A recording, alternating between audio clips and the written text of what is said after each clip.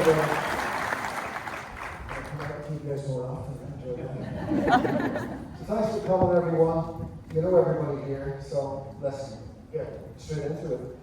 Cillian, the first thing that struck me in that extraordinary performance that we saw, I'm not an actor, so this might not be a sensitive question at all, but you weren't wearing a uniform, you weren't Tommy Shelby, you weren't Oppenheimer. To me, you were the Cillian that I know. It was your own accent. Kind of your own clothes. From a few years ago. Like your and the beard, it was you. I wondered if, as an actor, to do something when you haven't got that other suit of armor on, suit and another thing. Does that make it more difficult?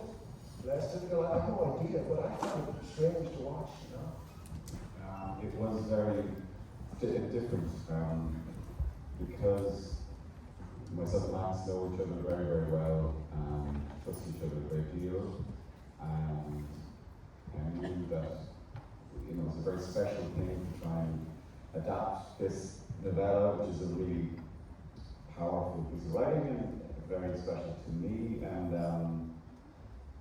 but then when he went for the adaptation, I don't think Max couldn't speak to this, but I think he knew he was writing for me, so it was kind of bespoke. And it's quite alarming to kind of, there's not that much preparation to do really. I think the fact both my mum and my dad are retired teachers, educators, and my dad was a kicker at Scola, and so I grew up around the kind of, I knew what it was like to live the sort of aftershock of coming home from teaching 35 adolescents and then look after your own adolescents. My grandfather was a headmaster. Anyway, my point being that like preparation, also I was in school and I was a bit of a shit so I kind of, and then I worked with Tim, like there's a third time I worked together, so I felt I just wanted to be thrown into the film and not have that much preparation. So it was almost like reacting rather than acting. And just to be in a really porous, open, vulnerable state.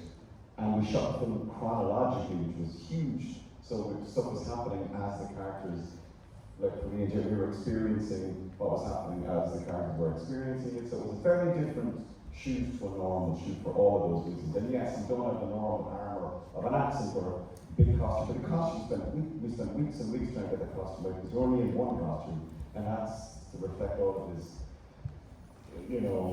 probably had some, probably listened to like Roxy music in the 80s or something. You want to reflect that in the content.